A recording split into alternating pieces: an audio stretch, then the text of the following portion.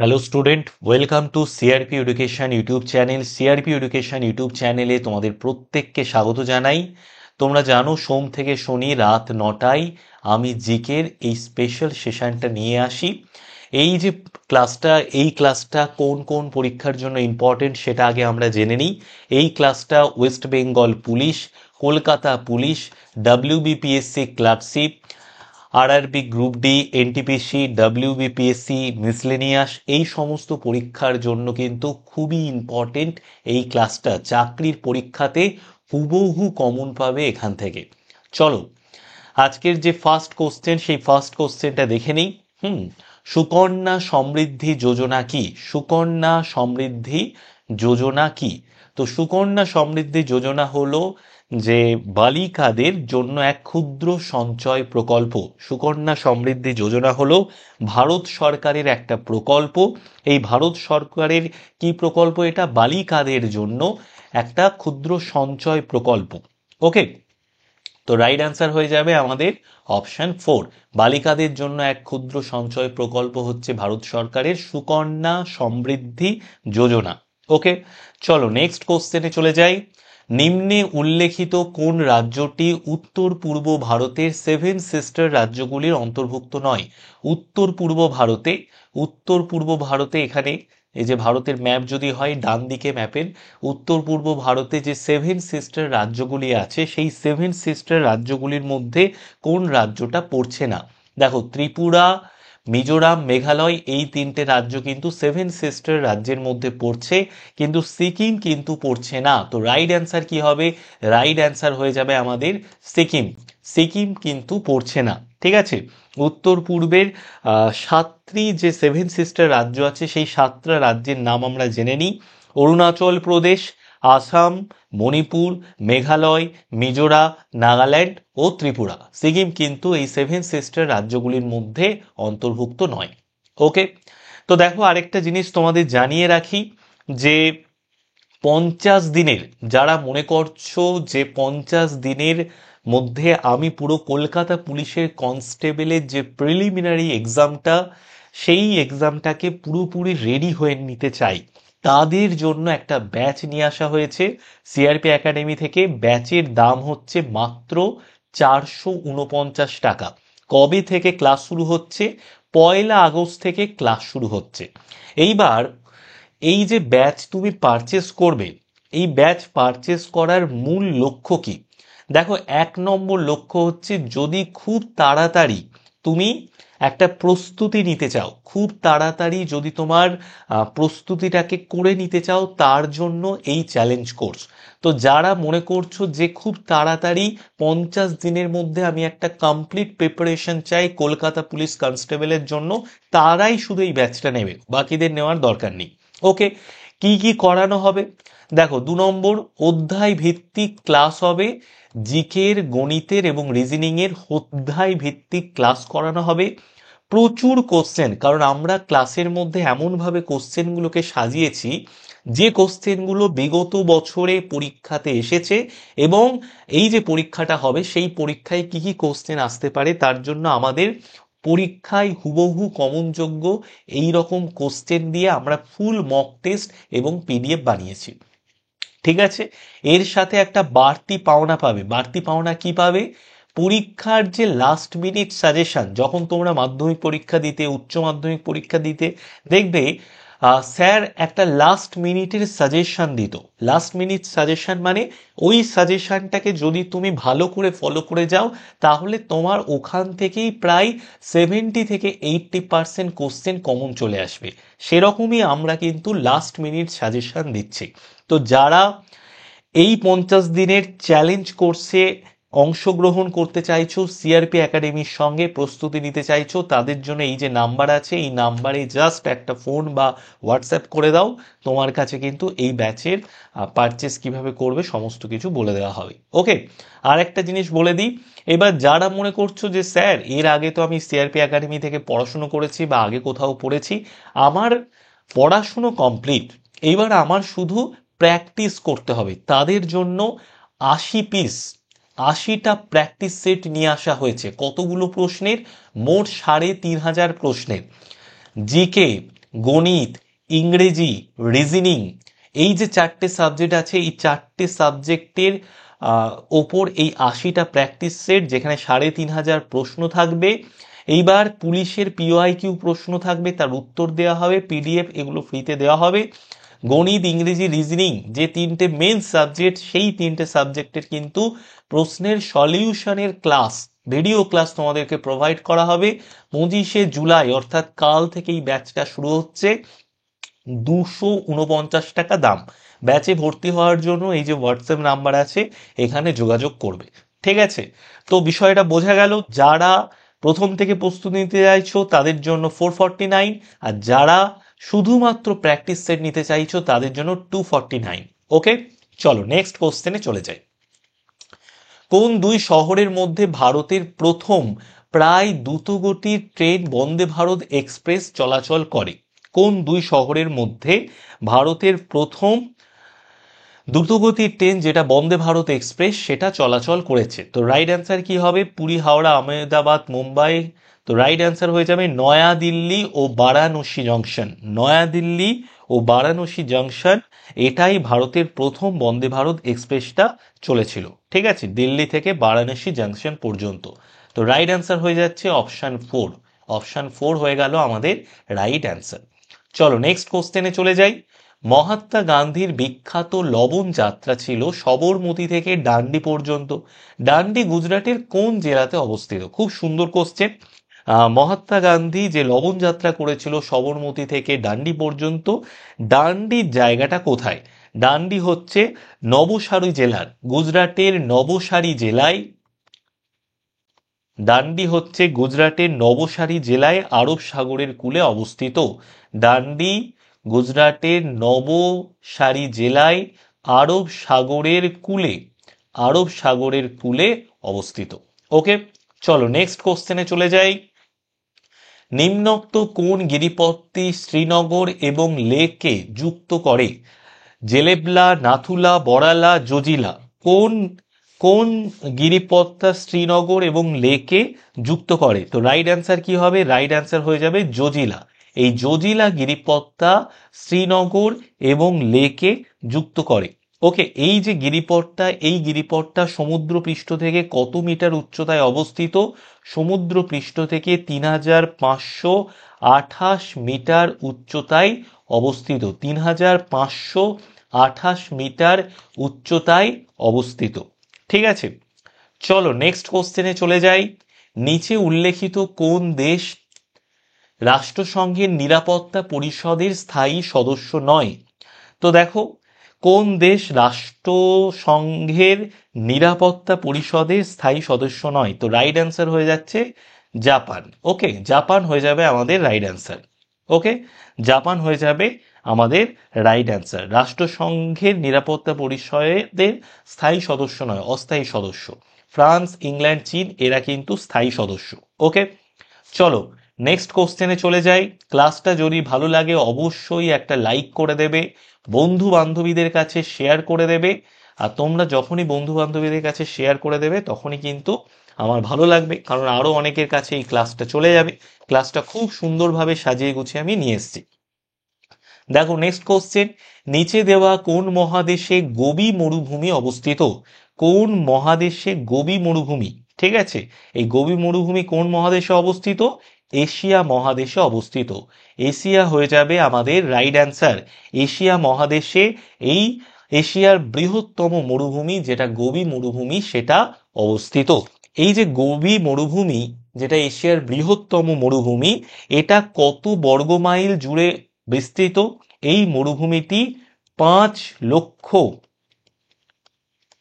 বর্গ mile,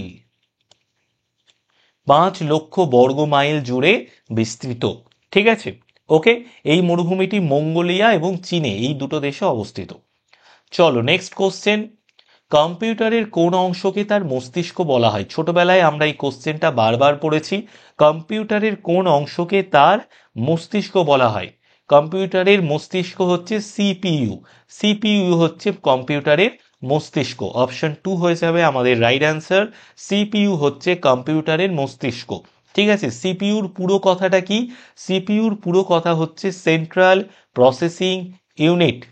central processing unit. Central processing unit হচ্ছে সিপিইউর পুরো কথা। চলো নেক্সট কোশ্চেনে চলে যাই। নিচে দেওয়া কোন এককটি ব্যবহার করা হয় কোন পদার্থের পরিমাণ জানতে? মোল, টেসলা। কোনো পদার্থের পরিমাণ জানতে কোন এককটি ব্যবহার করা হয়? মোল, টেসলা, জুল, লাক্স।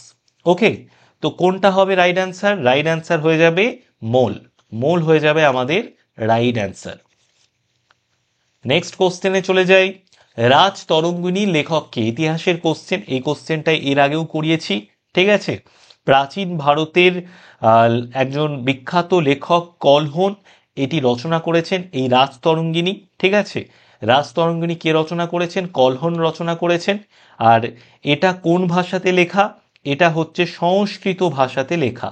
সংস্কৃত ভাষাতে কলহন এই রাজ তরঙ্গিনী এটি লিখেছেন। এখানে আমরা সেই সময়কার 1148 সালে, এটা রচনা কাল হচ্ছে 1148 সাল।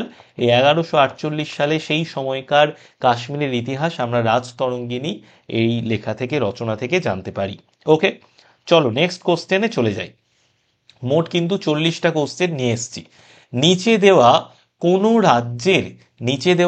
রাজ্যের প্রাচীনতম ও সবচেয়ে জনপ্রিয় হলো পটচিত্র অঙ্কন শৈলী। নিচে দেওয়া কোন রাজ্যের প্রাচীনতম সবচেয়ে জনপ্রিয় পটচিত্র অঙ্কন শৈলী কোন রাজ্যে? ওকে, বিহার, অন্ধ্রপ্রদেশ, উড়িষ্যা, রাজস্থান। রাইট অ্যান্সার কি হবে? রাইট অ্যান্সার হয়ে যাবে উড়িষ্যা। অপশন 3 হয়ে যাবে আমাদের রাইট অ্যান্সার। উড়িষ্যা হয়ে যাবে আমাদের রাইট অ্যান্সার। কেন উড়িষ্যা হয়ে যাবে আমাদের রাইট অ্যান্সার? কারণ পটচিত্র শৈলী হচ্ছে উড়িষ্যার অন্যতম প্রাচীন এবং সবচেয়ে জনপ্রিয় অঙ্কন শৈলী। ওকে, এই যে শৈলীর যে মূলত চিত্রগুলো, এই চিত্রগুলো কি কি? হিন্দু পুরাণের কাহিনীর ওপর এই চিত্রগুলোকে অঙ্কন করা হয়েছে। হিন্দু পুরাণের কাহিনীর ওপর এই চিত্রগুলোকে অঙ্কন করা হয়েছে। ওকে, চলো নেক্সট কোশ্চেনে চলে যাই। কোন শিখ গুরু খালসা পন্থ স্থাপন করেছিলেন? কোন শিখ গুরু খালসা পন্থ স্থাপন করেছিলেন? তো খালসা পন্থ স্থাপন করেছিলেন কোন শিখ গুরু? শ্রী গুরু গোবিন্দ সিং। শিখ গুরু গোবিন্দ সিং। ঠিক আছে, সিং গুরু গোবিন্দ সিং এই খালসা পন্থের প্রতিষ্ঠা করেছিলেন। এই পন্থ কবে গঠিত হয়েছিল? এই পন্থ গঠিত হয়েছিল 13ই এপ্রিল। এই পন্থ গঠিত হয়েছিল 13ই এপ্রিল 1699 সালে। 13ই এপ্রিল 1699 সালে এই পন্থ গঠিত হয়েছিল। চলো নেক্সট কোশ্চেনে চলে যাই। নিম্নে উল্লেখিত কোন স্মৃতিসৌধটি দিল্লিতে অবস্থিত নয়? বুলন্দ দরওয়াজা, আলাই দরওয়াজা, হুমায়ুনের সমাধি, ইন্ডিয়া গেট। তাহলে কোনটা দিল্লিতে অবস্থিত নয়? দিল্লিতে অবস্থিত নয় বুলন্দ দরওয়াজা। বুলন্দ দরওয়াজা হয়ে যাবে আমাদের রাইট অ্যান্সার। বুলন্দ দরওয়াজা এটা কিন্তু দিল্লিতে অবস্থিত নয়। এই যে বুলন্দ দরওয়াজা এটা কিন্তু ইউনেস্কো ওয়ার্ল্ড হেরিটেজ সাইট হিসেবে স্বীকৃতি পেয়েছে। ইউনেস্কো ওয়ার্ল্ড হেরিটেজ সাইট হিসেবে স্বীকৃতি পেয়েছে এই বুলন্দ দরওয়াজা। ঠিক আছে, এটি একটি স্থাপত্যের একটি স্বীকৃত অন্যতম বৃহত্তম একটা স্থাপত্যের অন্যতম একটা বড় দরজা, মানে দ্বার আর কি। এটার দৈর্ঘ্য কত? এটার দৈর্ঘ্য হচ্ছে 54 মিটার। এটার দৈর্ঘ্য হচ্ছে 54 মিটার। ওকে, এটা কোথায় আছে? ফতেপুর সিক্রিতে জামা মন্দিরের প্রবেশের প্রধান দ্বার হচ্ছে এই বুলন্দ দরওয়াজা। ফতেপুর সিক্রিতে জামা মসজিদে যাওয়ার প্রধান প্রবেশদ্বার হচ্ছে এই বুলন্দ দরওয়াজা। এটা কবে তৈরি হয়েছিল? 1575 সালে তৈরি হয়েছিল। 1575 সালে তৈরি হয়েছিল। চলো নেক্সট কোশ্চেনে চলে যাই। কেমন লাগছে ক্লাসটা অবশ্যই কিন্তু কমেন্ট করে জানিও। নিচে দেওয়া কোন অসুখটি ভাইরাসের কারণে হয়? নিচে দেওয়া কোন অসুখটি ভাইরাসের কারণে হয়? কলেরা, চিকেন পক্স, টাইফয়েড, যক্ষা। তো কোনটা ভাইরাসের কারণে হয়? চিকেন পক্স হয়ে যাবে আমাদের রাইট অ্যান্সার। নিচে দেওয়া কোন অসুখটি ভাইরাসের কারণে হয়? চিকেন পক্স হয়ে যাবে আমাদের রাইট অ্যান্সার। এই রোগে শরীরে জল ভরা ফুসকরা মতন হয়, চুলকানি দেখা দেয়, ঠিক আছে, এটা হচ্ছে চিকেন পক্স। ওকে, এটা খুবই ছোঁয়াচে রোগ। নেক্সট কোশ্চেন দেখো, সেরিকালচার শব্দটি কিসের সঙ্গে সম্বন্ধিত? সেরিকালচার, সেরিকালচার বা এটাকে আরেকটা যদি বাংলাতে বলো যে রেশম চাষ,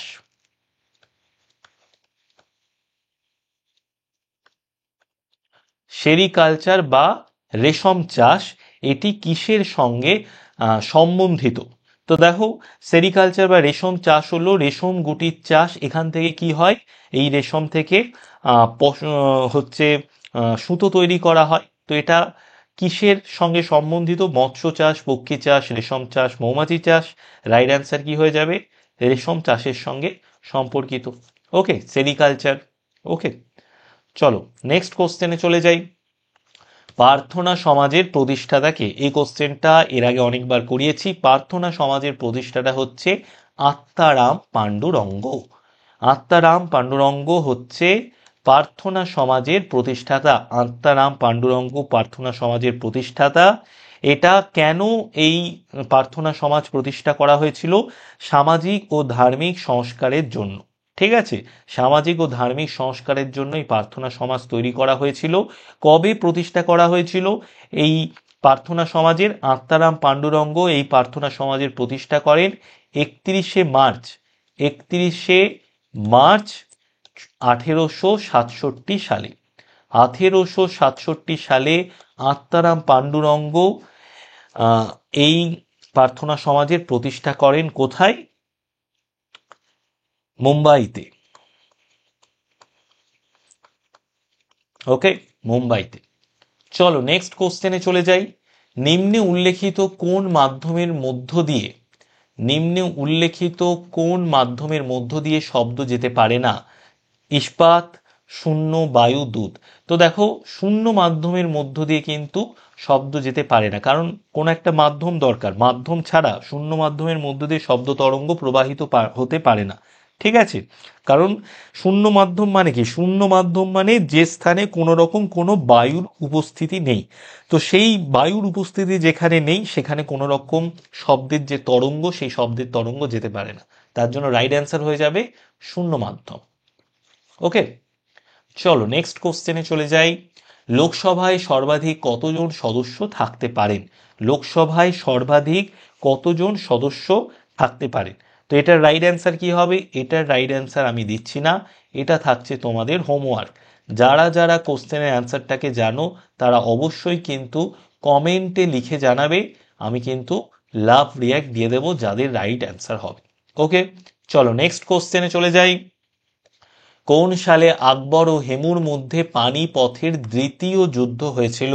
কোন সালে আকবর ও হেমুর মধ্যে পানিপথের দ্বিতীয় যুদ্ধ হয়েছিল? পানিপথের দ্বিতীয় যুদ্ধ হয়েছিল আকবর ও হেমুর মধ্যে কোন সালে? 1556 সালে। 1556 সালে আকবর ও হেমুর মধ্যে পানিপথের দ্বিতীয় যুদ্ধ হয়েছিল। 1556 সালের 5ই নভেম্বর। 1556 সালের 5ই নভেম্বর। ওকে, আকবর ও হেমুর মধ্যে পানিপথের দ্বিতীয় যুদ্ধ হয়েছিল। নেক্সট কোশ্চেন, কোন রাজ্যে কুন্দনকুলম পারমাণবিক বিদ্যুৎ কেন্দ্র অবস্থিত? কোন রাজ্যে কুন্দনকুলম পারমাণবিক বিদ্যুৎ কেন্দ্র অবস্থিত? কোন রাজ্যে অবস্থিত? কুডানকুলাম। এটা কুন্দনকুলম বা কুডনকুলাম, ঠিক আছে, এটা তামিলনাড়ুতে অবস্থিত। ওকে, চলো আরো 20টা কোশ্চেন আছে। ক্লাসটা ভালো লাগলে অবশ্যই লাইক করে দেবে। নিচে দেওয়া কোনজন ছিলেন ভারতের সর্বকনিষ্ঠ রাষ্ট্রপতি? ভারতের সর্বকনিষ্ঠ রাষ্ট্রপতি এই চারজনের মধ্যে কে? তো দেখো, Neelam Sanjeev Reddy, doctor S Radhakrishnan, Zakir Hossain, Rajendra Prasad. Right answer কি হবে? রাইট অ্যান্সার হয়ে যাবে নীলম সঞ্জীব রেড্ডি। নীলম সঞ্জীব রেড্ডি হয়ে যাবে ভারতের সর্বকনিষ্ঠ রাষ্ট্রপতি। ওকে, ইনি ছিলেন ভারতের ষষ্ঠ রাষ্ট্রপতি। ষষ্ঠ রাষ্ট্রপতি, ইনি ছিলেন ভারতের ষষ্ঠ রাষ্ট্রপতি। ওকে, রাষ্ট্রপতি হওয়ার সময় এনার বয়স কত ছিল? 64 বছর 67 দিন। 64 বছর 67 দিন ছিল এনার বয়স। নেক্সট কোশ্চেনে যাই। ভারতের সেন্ট্রাল পটেটো রিসার্চ ইনস্টিটিউট কোথায় অবস্থিত? ভারতের সেন্ট্রাল পটেটো রিসার্চ ইনস্টিটিউট কোথায় অবস্থিত? রাইট অ্যান্সার কি হবে? সিমলাতে অবস্থিত। ভারতের সেন্ট্রাল পটেটো রিসার্চ ইনস্টিটিউট সিমলাতে অবস্থিত। তো রাইট অ্যান্সার হয়ে যাবে সিমলা। নেক্সট কোশ্চেনে যাই। International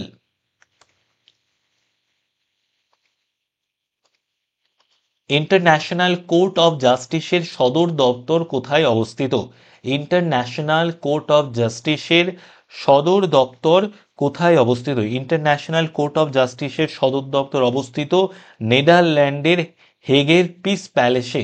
নেদারল্যান্ডের হেগের piece প্যালেসে। তো রাইট অ্যান্সার হয়ে যাবে হেগ। ঠিক আছে, এটা কোথায়? নেদারল্যান্ডে।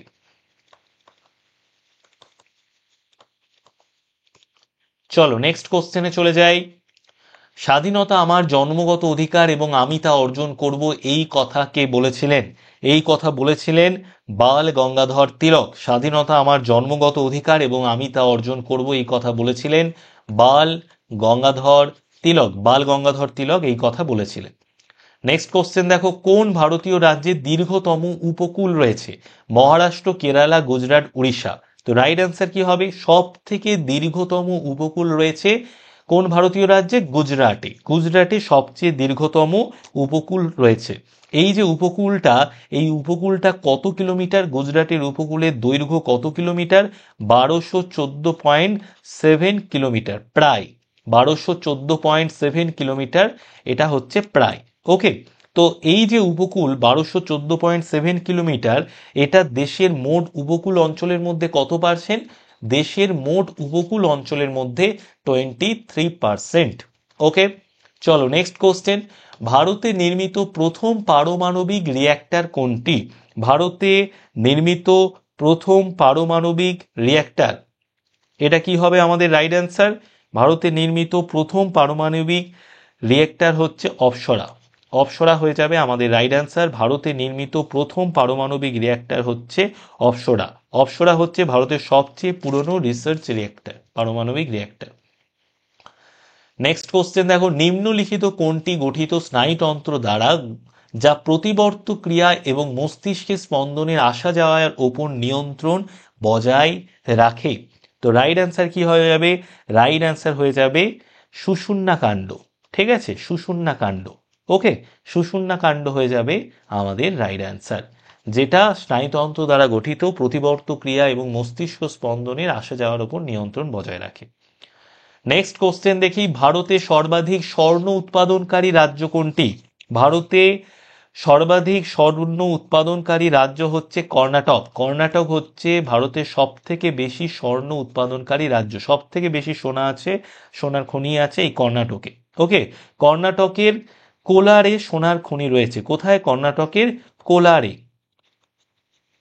কর্ণাটকের কোলারে সোনার খনি রয়েছে। এই খনি হচ্ছে বিশ্বের গভীরতম, যে কারণে এখান থেকে আকরিকের যে উত্তোলন, ঠিক আছে, সোনার তোলাটা, সেটা একটু কষ্টসাধ্য। বিশ্বের গভীরতম খনি। নিচে দেওয়া কোনটিকে শ্রেণীবদ্ধ করা হয়েছে কিংডম অ্যানিমালিয়ার অধীনে? নিচে দেওয়া কোনটিকে শ্রেণীবদ্ধ করা হয়েছে কিংডম অ্যানিমেলিয়ার অধীনে? তো রাইট অ্যান্সার কি হবে? রাইট অ্যান্সার হয়ে যাবে মেটাজোয়া। মেটাজোয়া হয়ে যাবে আমাদের রাইট অ্যান্সার। মেটাজোয়া হয়ে যাবে আমাদের রাইট অ্যান্সার। বেরিং প্রণালী যুক্ত করে ভূমধ্যসাগর, আটলান্টিক মহাসাগর, ভারত মহাসাগর, জাভা সমুদ্র, আটলান্টিক মহাসাগর, হাডসনের খাঁড়ি, আটলান্টিক মহাসাগর, প্রশান্ত মহাসাগর। বেরিং প্রণালী যুক্ত করে, বেরিং প্রণালী যুক্ত করে আটলান্টিক মহাসাগর ও প্রশান্ত মহাসাগর, এই দুটো সাগরকে মাঝখানে বেরিং প্রণালী এই দুটো সাগরকে যুক্ত করে। ঠিক আছে, চলো নেক্সট কোশ্চেনে চলে যায়। 31 নম্বর কোশ্চেন, নিচে দেওয়া কোন স্থানটি হচ্ছে দক্ষিণ আফ্রিকার প্রশাসনিক রাজধানী? দক্ষিণ আফ্রিকার প্রশাসনিক রাজধানী কোনটি? দক্ষিণ আফ্রিকার প্রশাসনিক রাজধানী হচ্ছে প্রিটোরিয়া। প্রিটোরিয়া, কলকাতায় একটা স্ট্রিট আছে প্রিটোরিয়া স্ট্রিট। তো দক্ষিণ আফ্রিকার প্রশাসনিক রাজধানীর নাম কি? প্রিটোরিয়া। রাইট অ্যান্সার হয়ে যাবে অপশন 3, প্রিটোরিয়া। ওকে, দক্ষিণ আফ্রিকায় প্রশাসনিক রাজধানী হচ্ছে প্রিটোরিয়া। ওকে, তো দেখো এই যে দক্ষিণ আফ্রিকায় তিনটে রাজধানী শহর রয়েছে, দক্ষিণ আফ্রিকা দেশে তিনটে রাজধানী শহর রয়েছে। একটা হচ্ছে প্রশাসনিক রাজধানী যেটা হচ্ছে প্রিটোরিয়া, আরেকটা হচ্ছে বিচার বিভাগীয় রাজধানী যেটা ব্লুমফ মন্টেন, ব্লুমফ মন্টেন, এই যে এইটা 2 নম্বরে যেটা আছে এটা হচ্ছে বিচার বিভাগীয় রাজধানী।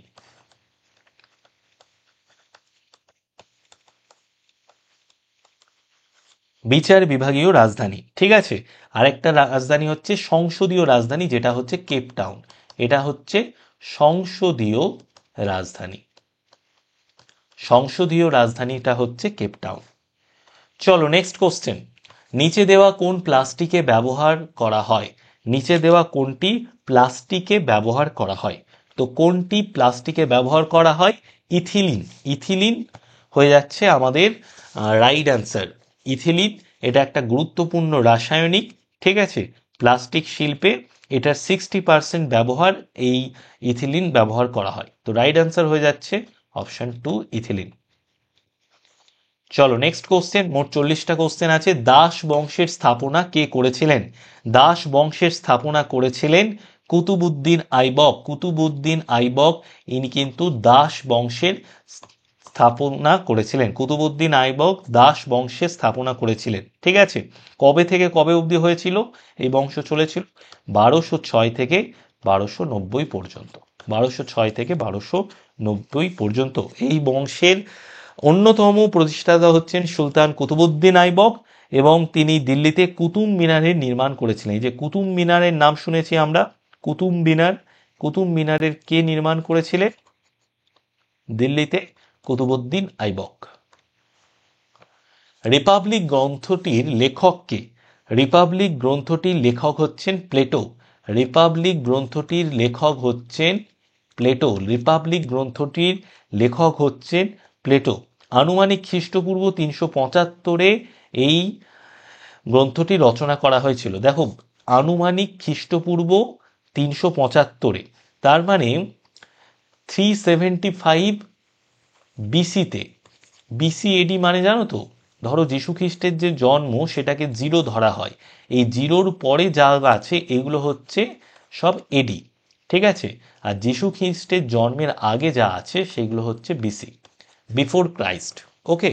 আর যীশু খ্রিস্টের জন্মের পরে এডি। 375 খ্রিস্টপূর্বাব্দে এই প্লেটো রিপাবলিক গ্রন্থটি লিখেছিলেন। এই গ্রন্থেতে কি কি লেখা আছে? রাজনীতি এবং দর্শন নিয়ে লেখা আছে। চলো নেক্সট কোশ্চেন, ভারতের বৃহত্তম রেল সড়ক সেতু যা যুক্ত করে আসামকে অরুণাচল প্রদেশের সঙ্গে তার নাম কি? ভারতের ভারতের বৃহত্তম রেল সড়ক সেতু যেটা যুক্ত করছে আসামকে অরুণাচল প্রদেশের সঙ্গে, তো সেই সেতুটার নাম কি? সেই সেতুটার নাম হচ্ছে বগিবিল সেতু। ভারতের দীর্ঘতম রেল ও সড়ক সেতু হচ্ছে এই বগিবিল সেতু, যেটা আসামকে অরুণাচল প্রদেশের সঙ্গে যুক্ত করছে, ওকে। এই সেতুটা কবে চালু হয়েছে? 2018 সালে। এই সেতুটা চালু হয়েছে 2018 সালে। কোন নদীর ওপর এই বগিবিল সেতুটা নির্মিত?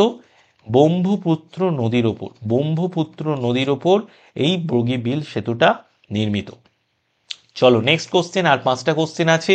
নিম্নলিখিত কোন কল্যাণমূলক প্রকল্পের সফলতাকে স্বীকৃতি প্রদান করেছে Guinness world book of records? নিম্নলিখিত কোন কল্যাণমূলক প্রকল্পের সফলতাকে স্বীকৃতি প্রদান করেছে Guinness world book of records? তো রাইট অ্যান্সার কি হবে? রাইট অ্যান্সার হয়ে যাবে প্রধানমন্ত্রী জন ধন যোজনা। প্রধানমন্ত্রী জন ধন যোজনা হয়ে যাবে আমাদের রাইট অ্যান্সার।